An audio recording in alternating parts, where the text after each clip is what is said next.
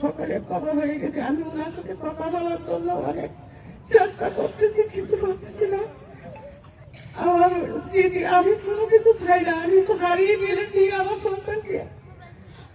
আমি তো উমরা করে আসছি, ডিসেম্বরের 7 তারিখে আমি উমরা করে আসছি মক্কা মদিনায়। প্রথম জায়গায় ঘুরছি, উমরের স্মৃতি আমি কোনোখানেই পাইছি না। উমরের জন্য দোয়া করছি, সকল শহীদদের জন্য দোয়া করছি।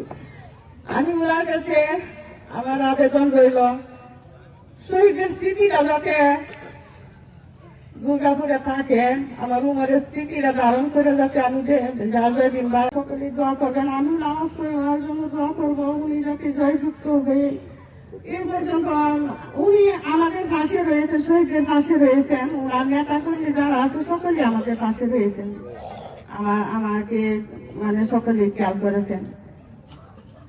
এই জন্য ওনাকে অসংখ্য ধন্যবাদ, ওনার নেতা কর্মীদের অসংখ্য ধন্যবাদ।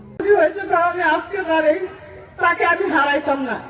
অনেক ছেলেরা ফলায় আসছে ঢাকা থেকে, কিন্তু সে আসছে না। আর কেউ আন্দোলনের মধ্যে রয়ে না, সে আমাকে বলছে আম্মা তুমি এই কথা কেন হচ্ছে, প্রথমত রক্ত বিরোধী ঘটনা শহীদ হইতেছে। আম্মা আমি সে ফালাই না, আমি ফালাইব না।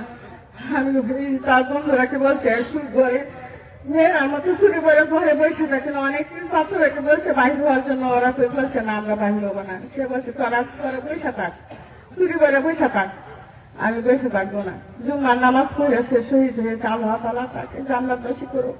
আমি সবসময় নামাজ পড়ে আল্লাহর কাছে দোয়া করি।